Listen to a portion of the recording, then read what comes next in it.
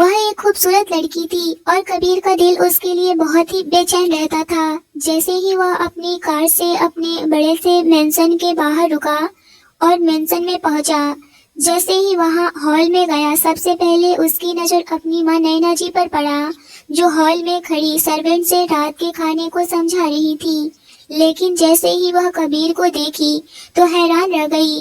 वह कबीर के पास आई और बोली, कबीर तू आ गया, तुमने पहले क्यों नहीं बताया? मैं तुम्हें एयरपोर्ट पर गाड़ी भिजवा देती। What is pleasant surprise. तुमने तो मुझे आज पूरी तरह से सरप्राइज कर दिया। मैं बहुत खुश हूँ क्योंकि कबीर 5 साल के बाद घर वापस आया था। वह गुस्से में घर को छोड़कर चला गया था। नैना जी कबीर को अपने गले से लगा ली। वह 5 साल तक भी ना कोई फोन और ना ही कोई खबर दिया था। नैना जी बहुत परेशान हो गई थी। कुछ ही देर में कमरे के अंदर से सुहाना बाहर आई थी। जब उसने कबीर को देखी तो कहने लगी, कबीर तुम आ गए, और उसके पास जाकर उसे गले लग गई और कहने लगी, देखो ना आंटी, कितना अच्छा लग रहा है ना, आज कबीर आ गया। यह सुनकर के नैना जी बोली, हाँ बेटा, उसे तो एक न एक दिन आना ही था, बट मेरी ही गलती थी जो मैं समझ नहीं पाई कि मुझे उस वक्त क्या करना चाहिए। यह सुनकर के सुहाना कहने लगी, कोई बात नहीं आंटी, जो हो गया सो हो गया, अब आप इतना परेशान क्यों हो रही हैं? सुहाना उसकी कॉलेज फ्रेंड थी। वह ज्यादातर कबीर के घर पर ही रहा करती थी क्योंकि कबीर के जाने के बाद उसकी माँ अकेली रह गई थी। कबीर उस घर का इकलौता बेटा था। सुहाना तो दिखने में बहुत ही सुंदर थी, लेकिन उतना ही उसके दिलो दिमाग में काफी ज्यादा सनकपन भी भरा हुआ था। लेकिन कुछ दिन पहले ही सुहाना के घर वाले एक एक्सीडेंट में मारे गए थे और उसके घर पर कोई था भी नहीं, जिस वजह से नैना जी कहने लगी, सुहाना बेटा, तुम अब हमारे घर आकर रहा करो। उसका एक छोटा सा भाई था जो लगभग 20 साल का था। वह भी काफी जवान और स्मार्ट था। वह दोनों भाई बहन आकर के कबीर के मेंशन में रहने लगे और मौज मस्ती करते थे। यहाँ किसी भी चीज की कोई कमी नहीं थी। यह सब देख कर के भी नैना जी इग्नोर कर देती थी क्योंकि वह इस घर में अकेले रह गई थी और अकेले कोई इंसान नहीं रह सकता। भले ही सर्वेंट थे, लेकिन सर्वेंट से क्या ही वह बात करती। इस वजह से वह सुहाना और उसके भाई मोनू को अपने साथ रखने लगी और वह दोनों भी नैना जी से सब कुछ शेयर करते थे और उन दोनों का अच्छा बॉन्डिंग भी हो चुका था। वही सुहाना कबीर को देखकर उसकी बाहों में बाहें डाल करके उसे गले लगाने लगी और उसे चिपकने लगी। यह देख करके कबीर उससे दूरी बनाते हुए बोला, तुम एक बार गले मिल गई ना, अब क्या पूरे टाइम मुझे गले ही मिलना है और चुपचाप से अपनी जगह पर खड़ी हो जाओ। इतना कहते हुए कबीर की नजरें किसी और को भी ढूंढ रही थी। वह पूरे हॉल को अपनी नजरों से देख चुका था और खुद में इतनी हिम्मत नहीं थी कि वह अपनी माँ से यह पूछ ले कि काव्या कहाँ है। उसने कहा, बाकी सब लोग नजर नहीं आ रहे हैं मम्मी। नैना जी बोली, यह बाकी कौन है? इस घर में मेरे और सुहाना के अलावा कौन रहता है? उसका भाई रहता है तो वह कॉलेज गया हुआ है। बस अब हम दोनों ही तो हैं, बाकी नौकर हैं। यह बात सुनकर के वह कुछ परेशान सा हुआ था, लेकिन इससे पहले कि वह काव्या के बारे में पूछता, कुछ सोचा और फिर बोला, मैं बहुत थक गया हूँ, थोड़ी देर आराम कर लूँ। यह सुनकर नैना जी बोली, अच्छा ठीक है, बताओ खाने में क्या खाओगे? कबीर बोला, माँ आप जो भी बना दोगी खा लूंगा। 5 साल से घर के खाने के लिए तरसा हुआ हूँ। नैना जी बोली, आज मैं तुम्हारे लिए खाना बनाती हूँ, तुम फ्रेश हो जाओ। जैसे वह कमरे में आया, पूरा कमरा खाली था। कमरे में कोई नहीं था, लेकिन वॉशरूम में शावर से गिरते हुए पानी की आवाजें आ रही थी। इसका मतलब था कि वॉशरूम में कोई था, क्योंकि बाहर लड़कियों के कपड़े पड़े हुए थे। एक अजीब सी ख्याल कबीर को आई और मुस्कुराने पर मजबूर हो गया। वह वहीं खड़ा रहा।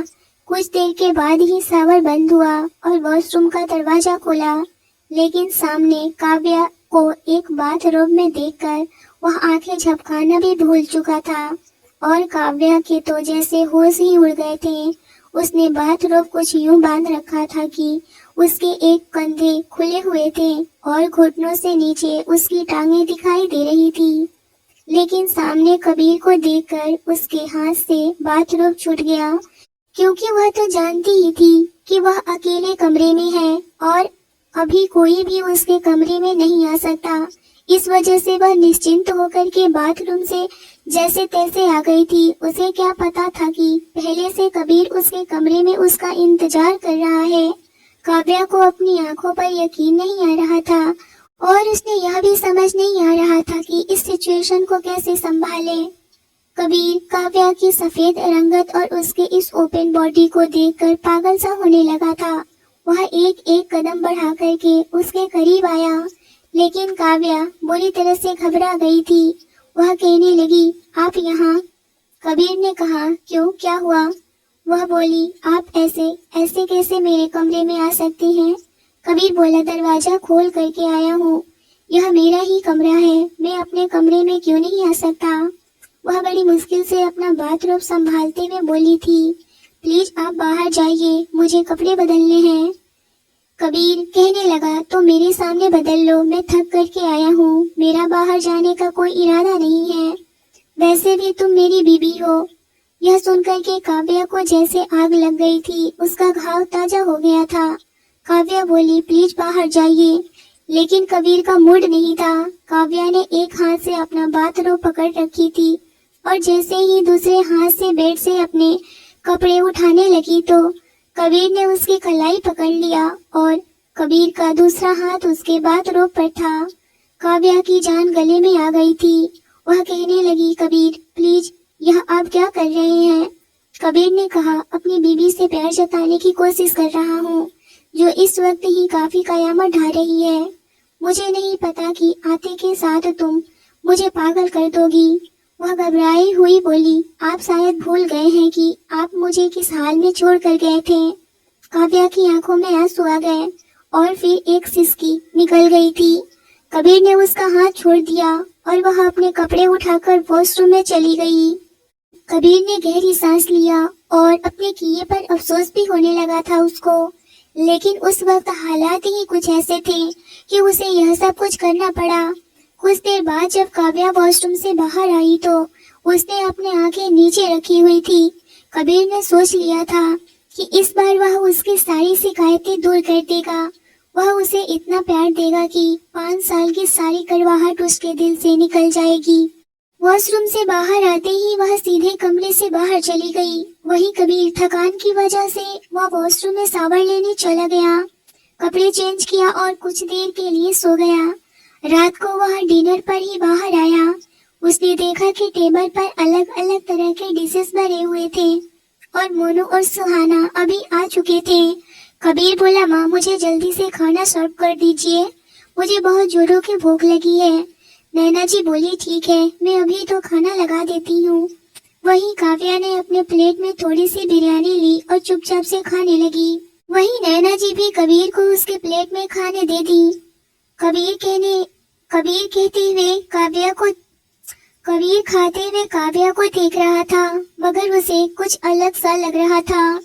काव्या खाना तो खा रही थी, लेकिन वह खुश नहीं थी। आखिर उसकी खुशियाँ कहाँ गायब हो गई थी। फिर वह सोचा कि शायद मैं उसे 5 साल दूर रहा और मैं जिस हालत में उसे छोड़कर गया था वह शायद इस वजह से नाराज है। उसकी नाराजगी जायज है। यह सोचकर वह चुपचाप से खाना खाने लगा। वही सुहाना कबीर को खोए हुए देखकर बोली, कबीर कहाँ खोए हुए हो? मुझसे प्यार भरी बातें तो कर लो। तुम्हें नहीं पता कि तुम्हारे जाने के बाद में मेरी हालत क्या थी। मैं दिन रात तुम्हें बहुत मिस करती थी। ना कोई फोन, ना कोई खबर। आखिर तुम इतने दिनों तक थे कहाँ? भले ही सुहाना कबीर की एक अच्छी दोस्त थी, लेकिन वह एक दोस्त की नजर से ही उसे बात किया करता था। लेकिन सुहाना के दिल में कबीर के लिए बहुत कुछ था और सुहाना के बातों को बखूबी समझता था, क्योंकि कॉलेज टाइम में ही सुहाना की इरादे खुद के लिए कबीर समझ चुका था। इसीलिए और उससे दूरी बनाकर ही रहता था। मगर उसे क्या पता था कि जब 5 साल के बाद जब वह घर जाएगा तो इस लड़की के साथ उसका सामना हो जाएगा। वह तो अपनी पत्नी काव्या के लिए आया था, क्योंकि वहाँ जाने अनजाने में उसे बहुत ज्यादा हर्ट किया था और वह पछता भी रहा था कि उसमें उस बेचारी की कोई गलती नहीं थी। कबीर बोला, माँ, मैं अपने किए पर बहुत ज्यादा शर्मिंदा हूँ। मैं जो कुछ यहाँ करके गया था, मुझे उसका बहुत ही अफसोस है। लेकिन आपके सामने जो कुछ भी हुआ था, उस सिचुएशन के हिसाब से मेरा रवैया गलत नहीं था। नैना जी ने भी बात खत्म करते हुए बोली, बात पुरानी हो गई है, इसे बार बार क्यों दोहरा रहे हो? तुम खाना खाओ, हम तो इस बात को भूल भी गए हैं। जो हुआ सो हुआ, मैं मानती हूँ, लेकिन अब जैसा तुम चाहोगे वैसा ही होगा। अगर तुम यह रिश्ता नहीं निभाना चाहते हो तो छोड़ दो। इस शादी को काव्या की फिक्र मत करो, वह एक कोने में पड़ी रहेगी। अगर तुम दूसरी शादी करना चाहते हो तो कर सकते हो, मुझे कोई भी प्रॉब्लम नहीं है। तभी सुहाना बोली, हाँ कबीर, तुम क्यों नहीं समझते हो, मैं ही तुम्हारे लिए अच्छी हूँ। मैं तो तुम्हें बहुत पसंद करती हूँ। वही काव्या अभी सामने बैठी हुई थी, उसे बहुत ज्यादा बुरा लग रहा था। उसकी आंखों से आंसू आ गए और वह उठकर वहां से अपने कमरे में चली गई। कबीर काव्या को जाते हुए देखा तो उसे भी बहुत बुरा लगा और बोला, मैंने अपनी गलती की सजा 5 साल काटी है और अब मैं समझ गया कि मुझे क्या करना है। नैना जी कहने लगी, मुझे तुम्हारी फिक्र है, बच्चे की मर्जी के खिलाफ नहीं जाना चाहिए था मुझे। और इतना कहकर के अपने आंसू पोंछने लगी।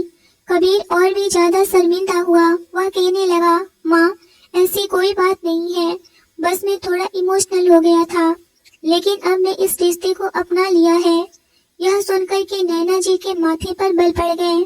नैना जी कहने लगी, नहीं, अब तो इस रिश्ते को भूल जाओ। यह सुनकर के कबीर का खाना मुंह के बाहर ही रुक गया। उसने बोला, मैं भूल जाऊं? माँ, आप कैसी बातें कर रही हैं? मैं 5 साल तक खुद को इस बात के लिए रेडी किया कि काव्या मेरी बीबी है, और सच कहूँ तो मैं यह रिश्ते को अब निभाना चाहता हूँ। वह मेरी प्यार थी, अब मेरी बीबी है। यह सुनकर के नैना जी के चेहरे का रंग पूरी तरह से उड़ गया। वही सुहाना भी नैना जी की तरफ देखने लगी। मोनू तो पूरा हक्का बक्का सा हो गया था कि यह सब क्या ही बातें चल रही है। नैना जी माथे पर हाथ रखते हुए बोली, खाना खाओ। कबीर से ज्यादा बात नहीं की। वह कबीर की आदत को अच्छी तरह से जानती थी कि एक बार जो फैसला कर लेता है उसे कभी नहीं बदलता। खाना खाने के बाद कबीर वापस अपने कमरे में चला गया। उसे काव्या का इंतजार था, लेकिन यह इंतजार खत्म ही नहीं हो रहा था। रात के 12 बज गए थे। काव्या का इंतजार करते रहा, लेकिन वह कमरे में नहीं आई। कबीर को और उस पर गुस्सा आने लगा था। ऐसी भी क्या गुस्सा, वो बातें करती, मुझ पर गुस्सा निकालती, तभी तो मुझे पता चलेगा कि आखिर वह चाहती क्या है। मुझे भी अपनी गलती का पछतावा है, लेकिन वह आए तब तो। कबीर उन सारी गलतियों को दूर करना चाहता था। फिर काव्या के साथ क्या प्रॉब्लम थी? बहुत सारी खुशियां देने के लिए ही तो आया था, तो फिर वह क्यों इतनी अकड़ दिखा रही थी? कबीर गुस्से से कमरे से बाहर निकला। पूरा हॉल अंधेरा और खाली था। सब अपने अपने कमरे में सो रहे थे। कबीर ने गेस्ट रूम का दरवाजा खोलना चाहा तो वह अंदर से बंद था। वह समझ गया कि काव्या इसी कमरे में है। उसने हल्के से खटखटाया, लेकिन अंदर से कोई आवाज नहीं आई। उसने फिर से जोर से खटखटाया दरवाजा और कहा, काव्या, मैं जानता हूँ कि तुम कमरे में हो, दरवाजा खोलो। लेकिन काव्या ने दरवाजा नहीं खोला, बल्कि उसने तो उसे जवाब देना भी जरूरी नहीं समझी। कबीर को बहुत ज्यादा गुस्सा आने लगा और वह गुस्से से अपने कमरे में चला गया और लेट गया, लेकिन उसे नींद नहीं आ रही थी। आंखें बंद करता तो काव्या का चेहरा उसके सामने घूमने लगता। उसका वॉशरूम से आए हुए सीन याद आने लगे थे और उसका दिमाग खराब हो रहा था। बार बार आंखों के सामने उसका वही अंदाज नजर आ रहा था। बॉडी आधा खुला हुआ था। वह बेचैनी से उठकर बैठ गया। उसे काव्या पर गुस्सा आने लगा। वह हॉल के बाहर चला गया। बॉडीगार्ड, ड्राइवर, नौकर सभी अपने अपने कमरे में जा चुके थे। कबीर पीछे की रास्ते से रूम की खिड़की के पास आया। उसने देखा कि खिड़की बंद नहीं थी। उसने जैसे ही थोड़ी सी खिड़की खोली, अंदर से रोने की आवाज आ रही थी। कबीर ने खिड़की के अंदर जाकर जैसे ही हल्का सा पर्दा हटाया तो उसने देखा कि काव्या बिस्तर पर लेटी रो रही थी। यकीनन वह कबीर से नाराज भी थी, खफा भी थी, लेकिन जैसे ही वह अंदर आया तो आवाज से काव्या उठकर बैठ गई। वह कहने लगी, कौन है? उसने तुरंत लाइट ऑन की तो सामने कबीर को देखकर वह घबरा गई। कहने लगी, आप यहाँ क्या कर रहे हैं? आपको शर्म नहीं आती? चोरों की तरह मेरे कमरे में आ गए। कबीर ने कहा, तुम्हें मेरी बात समझ नहीं आई? दरवाजा खटखटाया था तो क्यों नहीं खोला? प्यार से बात समझ नहीं आती है। काव्या तुरंत खड़ी हो गई और बोली, प्लीज आप यहाँ से चले जाइए। तब तक कबीर उसके बहुत करीब आ चुका था और उसके सामने खड़ा हो गया। इससे पहले कि काव्या कुछ कदम पीछे हटती, कबीर ने अपने हाथों से काव्या के कमर पर हाथ रखकर उसे अपने करीब एक झटके में खींच लिया। काव्या कहने लगी, क्या कर रहे हो आप? उसने कोई जवाब नहीं दिया तो वह खुद को छुड़ाने की कोशिश कर रही थी। वह कहने लगा, मैं तुमसे अपने पिछले बर्ताव के लिए माफी मांगना चाहता हूँ और बस रिश्ते को वैसे निभाना चाहता हूँ जैसा तुम कहोगी। मेरा हक है तुम पर, तुम मेरी बीवी हो। मैं तुम्हें अपने कमरे में इज्जत से ले जाना चाहता था लेकिन तुम नहीं आई। खैर, यह भी मेरा ही कमरा है। वह यह कहते हुए कबीर उसके लिप्स की तरफ बढ़ने लगा। तभी काव्या कहने लगी, प्लीज आप मुझसे दूर रहिए, मैं आपके पास नहीं आना चाहती। कबीर ने बोला, मेरा दिमाग खराब करके मेरी सारी मूड में आग लगा दिया। अब तो कह रही हो कि मेरे पास नहीं आओगी, ऐसे कैसे हो सकता है? आंखें बंद करता हूँ तो तुम्हारा ही ख्याल आता है। बताओ मैं क्या करूँ? मेरा चैन छीन ली हो तुमने। तुम्हें नहीं पता कि तुम्हारी खूबसूरती में मैं खो बैठा हूँ। बहुत बड़ी गलती की, मैं 5 साल बर्बाद कर दिया। मुझे तो चाहिए था कि उस रात। यह कहते हुए उसका लहजा थोड़ा अलग होने लगा था, लेकिन काव्या लगातार उसे खुद को छुड़ा रही थी। कबीर की पकड़ बहुत मजबूत थी। वहाँ कहाँ एक भरा पूरा मर्द और काव्या कहाँ एक कोमल सी नाजुक सी सुंदर सी लड़की जो बहुत ही खूबसूरत थी। यह देख करके कबीर का दिल रुक गया और बोला, क्या बात है, रो क्यों रही हो? काव्या बोली, प्लीज मुझसे दूर रहिए। कबीर कहने लगा, बहुत नखरे दिखा रही हो तुम। हाँ, तुम्हारी और नखरे बर्दाश्त नहीं करूँगा। यह कहकर उसे बेड तक लेकर गया और उसे बेड पर लेटा दिया। इससे पहले कि वह उठती कोई नखरे दिखा देती, कबीर ने उसे मौके ही नहीं दिया और वह खुद को उसके करीब उसके ऊपर झुक गया और उसके आंखों में इंटेंसली देखे जा रहा था। काव्या कहने लगी, प्लीज एक बार मेरी बात सुन लीजिए। लेकिन अभी उसे इस वक्त उसके लिप्स और उसके खूबसूरत फेस के अलावा कुछ नहीं दिख रहा था। वह धीरे से उसके लिप्स पर अपने लिप्स रख दिया और उसे किस करने लगा। उसने उसके बालों को पूरी तरीके से खोल दिया था और अपनी उंगलियों को उसके बालों में फंसाते हुए उसे सहलाए जा रहा था और वह इंटेंस किस किए जा रहा था। उसका किस डीप होते जा रहा था। तभी इससे पहले कि वह अपनी बेचैनी उस पर पूरा करता, वह बेहोश हो चुकी थी। उसे बिल्कुल भी अंदाजा नहीं था कि काव्या ऐसे बेहोश हो जाएगी। यह सब देख करके कबीर की तो होश ही उड़ गए।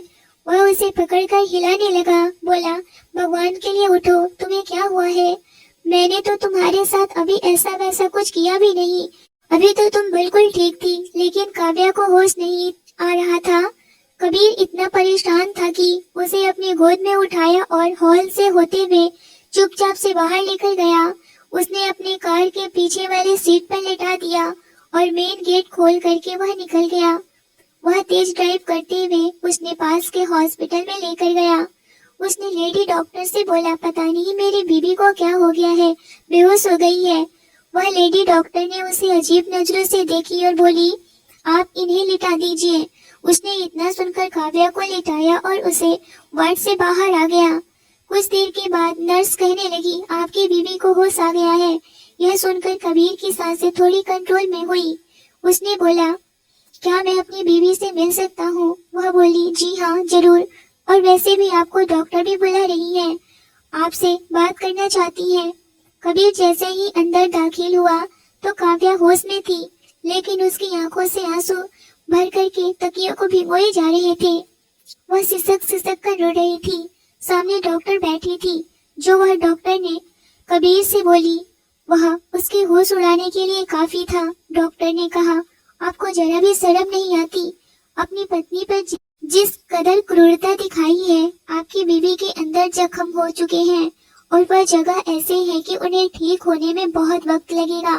पता नहीं आप मर्द अपनी बीवियों के करीब आते ही जानवर क्यों बन जाते हैं। यह सुनकर के कबीर के तो होश ही उड़ गए। वह तो आज तक अपनी बीवी को छुआ तक नहीं था। यह सब सुनकर कबीर के तो दिमाग में तूफान चलने लगा था। वह सोचने लगा था ऐसे कैसे हो सकता है। वह तो इन 5 सालों में काव्या से बेपनाह प्यार करने लगा था। उसे अपनी की गई गलतियों का एहसास था और तो अपनी गलती का सजा भी भुगतने के लिए तैयार था। पर यह सब नहीं जानता था कि वह लड़की उसकी अमानत होते हुए भी यह सब कुछ कर बैठेगी। वह उसकी बीवी थी। यह सब क्या कर बैठी। क्या सोचकर इसने इतना बड़ा कदम उठाया था। कबीर बहुत गुस्से में था। उसने डॉक्टर के सामने कुछ नहीं बोला और काव्या नजरें नहीं मिला पा रही थी कबीर से। वह समझ नहीं पा रही थी कि वह कबीर को क्या जवाब देगी, क्योंकि कबीर की आंखों में सवाल के साथ गुस्सा भी था। उसे वह देख चुकी थी जिसे उसके पास कोई भी जवाब नहीं था। फिलहाल उसने काव्या को गाड़ी में जाकर के बैठने को कहा। उस वक्त कबीर का आवाज बहुत ज्यादा ही रूड था। काव्या बहुत ज्यादा परेशान थी कि क्या जवाब देगी, लेकिन गाड़ी में तो कबीर ने उसे कोई भी बात नहीं किया। कबीर के दिमाग तो जैसे कि सुन्न हो चुका था। वह कुछ भी सोच नहीं पा रहा था और वह सब कुछ धीरे धीरे याद आने लगा। उस दिन क्या हुआ था, इस घटना ने उसकी जिंदगी को बदल कर रख दिया था। काव्या अपने कॉलेज के स्टेडियम के साइड में बैठी हुई थी, लेकिन उसे क्या पता था कि उस वक्त कोई उसके साथ जबरदस्ती करने लगेगा और वह जोर जोर से चिल्लाने लगी। वही वह लोग कॉलेज के ही बहुत बड़े बदमाश लड़के थे। वह कई बार अपने ही कॉलेज से सस्पेंड कर दिए गए थे, मगर उनमें सुधरने का कोई सवाल ही पैदा नहीं हुआ था। काव्या अपने कॉलेज के क्लास की बहुत ही खूबसूरत लड़कियों में से एक थी। उस पर सारे लड़के दीवाने हो रखे थे। वही कबीर भी उसे देखकर थोड़ा बहुत तो अट्रैक्ट हो ही चुका था, मगर वह क्या ही करता।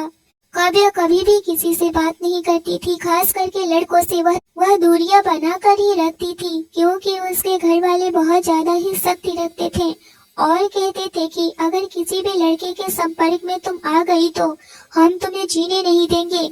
इस उम्र में हर लड़की एक लड़के को डिजर्व करती थी, मतलब कि बॉयफ्रेंड बना लेती है। लेकिन वही काव्या उन सब से दूर रहा करती थी।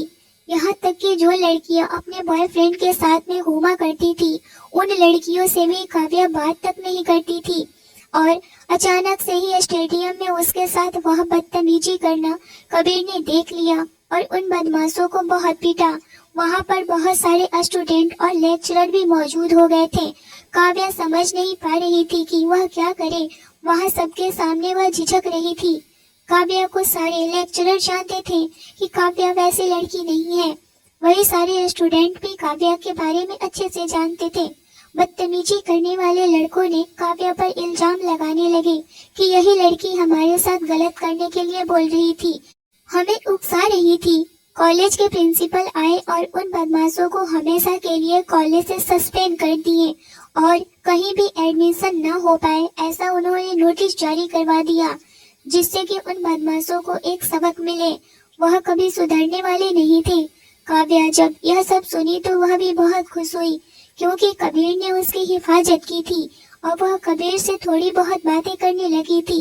एक दिन नोट्स लेने के लिए वह छुट्टी के वक्त कबीर के पीछे दौड़ते हुए कॉलेज के बाहर तक चली गई।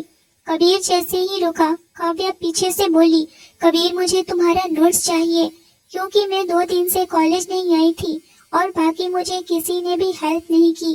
कबीर यह सुना तो मुस्कुराते हुए अपना नोट्स निकाल कर उसे दे दिया और यह सब कुछ काव्या के अंकल ने देख लिया था और उसका हाथ पकड़ के लेकर वहां से चले गए और कहने लगे, आइंदा आज के बाद किसी भी लड़के से बात करने की कोशिश की तो हम तुम्हारा पढ़ाई छुड़वा देंगे।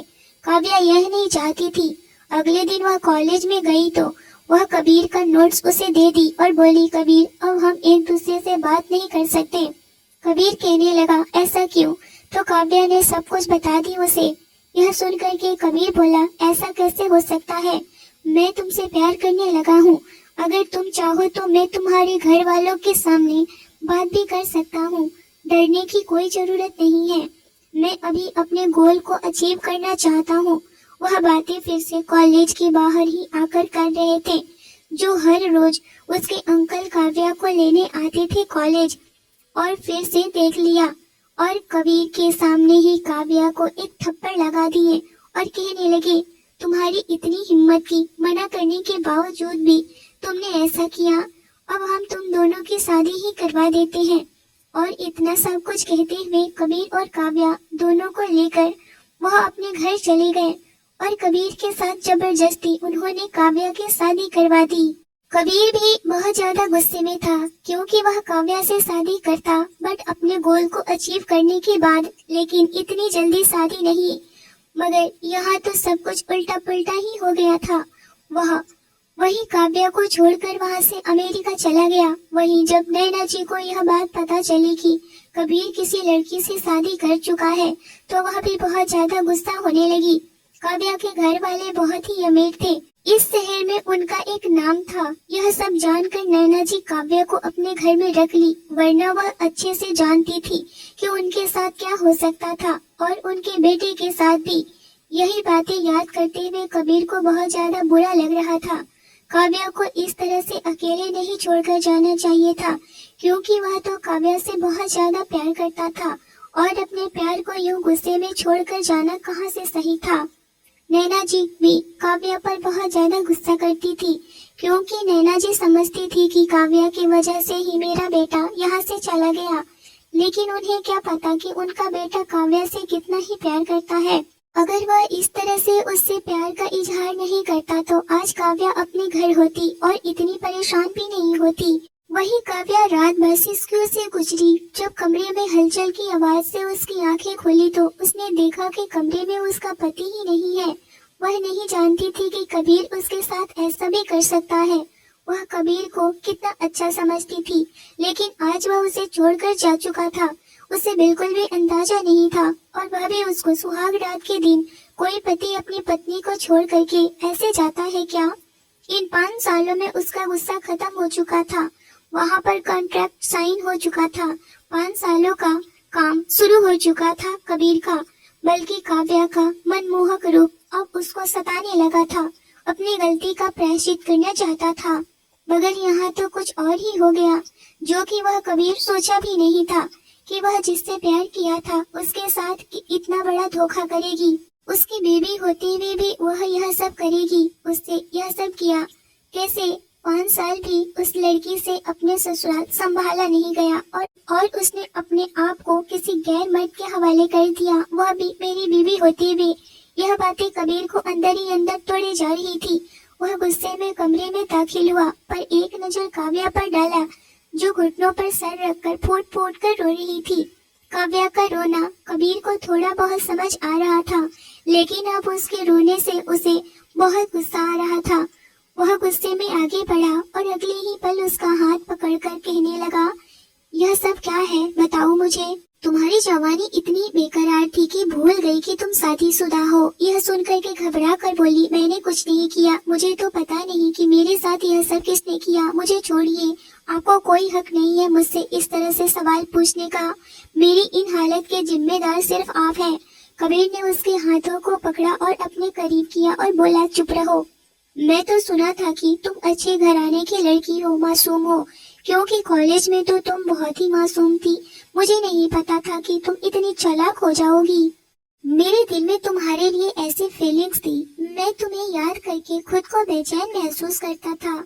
मुझे तुमसे प्यार बहुत ज्यादा होते जा रहा था और यह प्यार कितना बढ़ गया था कि मैं दूसरी लड़कियों को देखना तक छोड़ चुका था। मेरी जिंदगी में इतनी अच्छी अच्छी एम्प्लॉय लड़कियां जहाँ मैं जॉब करता था वहाँ पर रहती थी। मैं खुद को संभाला सिर्फ और सिर्फ तुम्हारे लिए। मैं अपनी सारी इच्छाएं, सारा प्यार तुम पर लुटाना चाहता था। तुम्हारे लिए बचा के रखा था क्योंकि तुम इतनी इसकी हकदार थी। मगर तुमने क्या किया? तुमने यह एक झटके से सब कुछ बर्बाद कर दिया मेरा। और वह बिस्तर पर उसे धक्का दे दिया। काव्या तकलीफ के मारे उसकी सिसकियां निकल गई। उसकी तकलीफ उसके चेहरे पर साफ दिखाई दे रहा था।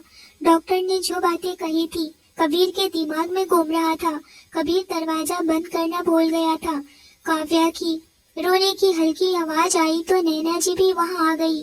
वह उस वक्त पहुंची जब कबीर ने उसे बेड पर धक्का दिया था और कहने लगी, क्या हुआ बेटा, क्या किया है इस लड़की ने, बताओ, सब कुछ ठीक तो है ना? अपनी माँ को वहाँ देखकर कबीर तुरंत उससे पीछे हट गया। बोला, कुछ नहीं माँ, बस आप यहाँ से जाइए। यह मेरा पर्सनल मैटर है। मगर उसकी बात सुनकर के नैना जी तुरंत आगे बढ़ गई और बोली, काव्या पहले ही बात सुनकर के चुप हो गई थी। अब नैना जी ने भी उसे कंधे से पकड़ कर के जोर से झटका दिया और बोली, क्या कर दिया है तुमने मेरे बेटे के साथ? तुम्हारी वजह से मेरा बेटा 5 साल से मुझसे दूर रहा और अब आया भी है तो फिर से परेशान करने लगी। और अब जब मेरा बेटा वापस आया तो अभी ठीक से 2 दिन भी नहीं हुए कि फिर से तुमने उसे परेशान कर रही हो। कबीर बोला, माँ प्लीज आप यहाँ से चले जाइए। और वह अपनी माँ का हाथ पकड़ के उन्हें बाहर कर दिया। नैना जी देखते ही रह गई, वह कुछ नहीं बोल पाई और अपने कमरे में चली गई, लेकिन जाते हुए भी बहुत ज्यादा दुखी थी। कबीर ने दरवाजा लॉक कर दिया, वापस उसकी तरफ पलटा और कहने लगा, रोने का नाटक बंद कर दो और बताओ किसके साथ तुमने यह गलत काम किया है, बताओ मुझे। वह 2 कदम पीछे की तरफ गई और आंसू साफ करते हुए बोली, मैं कुछ नहीं जानती, मुझे बस इतना पता है कि मेरे साथ जो कुछ भी हुआ उसकी वजह सिर्फ और सिर्फ आप हैं। अगर आप मुझे इस तरह से सुहाग रात के दिन छोड़कर ना जाते तो मेरे साथ यह सब कुछ नहीं होता। कबीर उसकी बात का मतलब नहीं समझ रहा था, बल्कि वह उल्टा हुआ सब समझ रहा था कि शायद यह लड़की सच में इच्छाओं से बेचैन होकर किसी के साथ गलत कर चुकी है और यह सब उसके दिमाग में हावी हो चुका था। उसके दिल में काव्या के लिए नफरत की भावना उबलने लगी थी। वह उसके तरफ फिर से बढ़ा, तभी फिर से उसका दरवाजा जोर से बजा। कबीर दरवाजा का बजना इग्नोर किया और उसने अपने शर्ट के बटन खोलने शुरू कर दिए और जैसे जैसे वह बटन खुल रहा था, काव्या को अपनी मौत सामने दिखाई दे रहा था। वह घबरा कर पीछे हटने लगी और बोली, नहीं आप ऐसा नहीं कर सकते, दूर हटिए मुझसे, मैं पहले ही बहुत तकलीफ से गुजर रही हूँ, मुझे और तकलीफ मत दीजिए, वरना मैं चिल्लाऊंगी, शोर मचा दूंगी, सबको बता दूंगी। काव्या के मुंह से यह सब सुन करके कबीर ने तुरंत आगे बढ़कर उसका दुपट्टा उसके गले से हटा दिया। वह घबराकर अपने हाथ अपने आप को थामने की कोशिश करने लगी। अपनी खूबसूरती उससे बचा रही थी, मगर वह अपनी शर्ट उतार चुका था। उसे इस तरह से करके वह अपना चेहरा देखते हुए डेविल स्माइल चेहरे पर लाया। कबीर बोला, क्यों और शर्म आ रही है? वह भी मुझसे, मैं तुम्हारा पति हूँ, अपने आशिक से शर्म नहीं आई? जिस तरह से अभी बहुत शर्मा रही हो, वह जानबूझकर खुद को भी तकलीफ दे रहा था और इस तरह के शब्द को कह करके काव्या को भी तकलीफ दे रहा था। जानबूझकर वह ऐसे ताना मार रहा था। काव्या बहुत परेशान हो रही थी। उधर से दरवाजे के बजने की आवाज जोर से आ रही थी और वह उसके बेहद ही करीब चला गया था। जैसे ही वह उसके लिप्स को टच करता कि दरवाजा बहुत जोर से बजा, जिससे सुनकर के कबीर एक झटके से उससे अलग हुआ और कहने लगा, जो कोई भी है मैं उसको छोड़ूंगा नहीं, आज उसकी जान ले लूंगा। जैसे ही कबीर ने दरवाजा खोला तो देखा सामने कोई और नहीं बल्कि मोनू खड़ा था।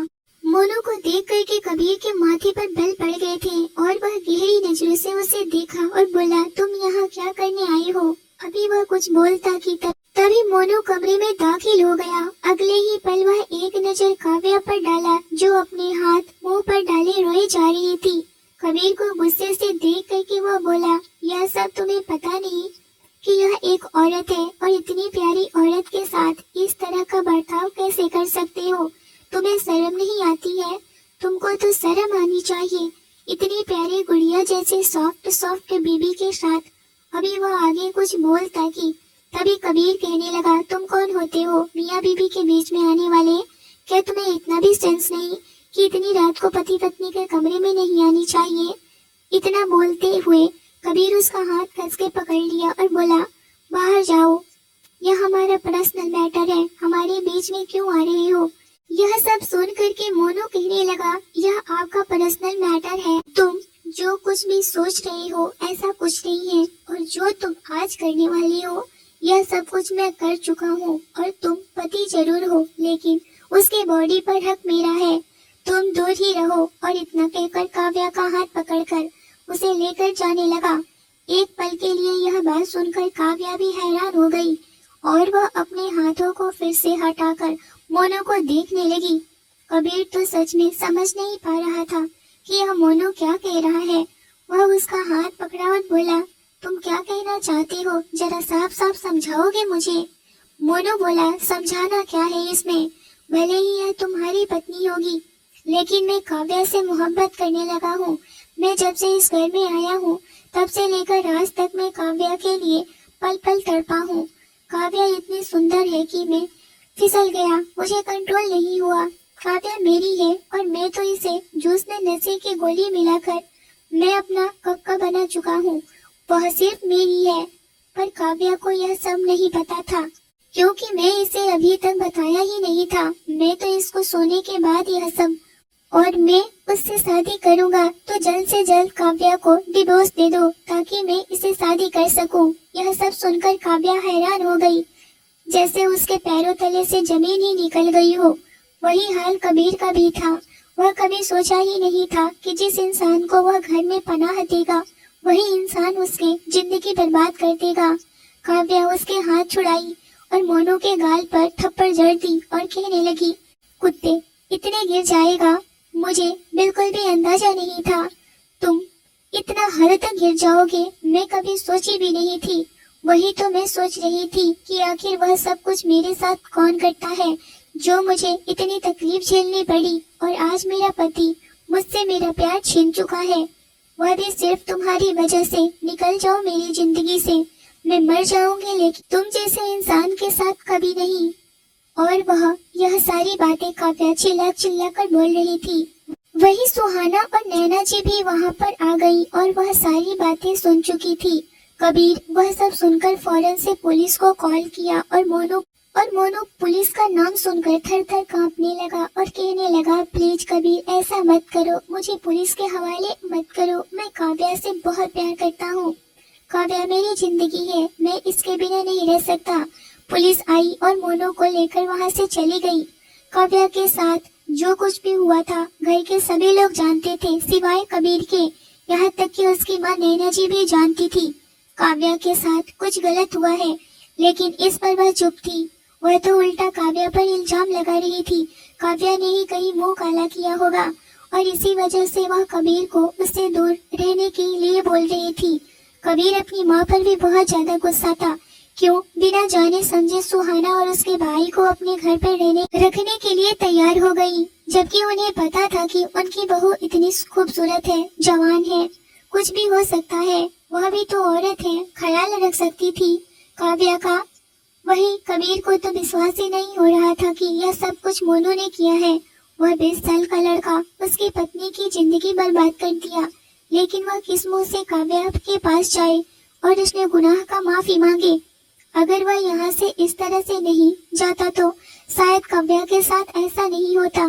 वह काव्या के पैरों में जाकर गिर पड़ा और कहने लगा, काव्या, मुझे माफ कर देना, मेरी वजह से मैं तुम्हें बर्बाद कर दिया, लेकिन तुम्हें अभी भी प्यार करता हूँ, मैं तुम्हें कभी भी नहीं छोड़ सकता।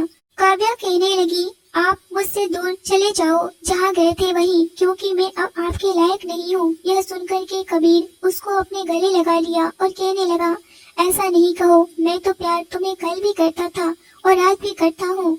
हम यहाँ नहीं रहेंगे, हम यहाँ से कल ही जाएंगे। और वह फटाफट से अपना सामान पैक करने लगा।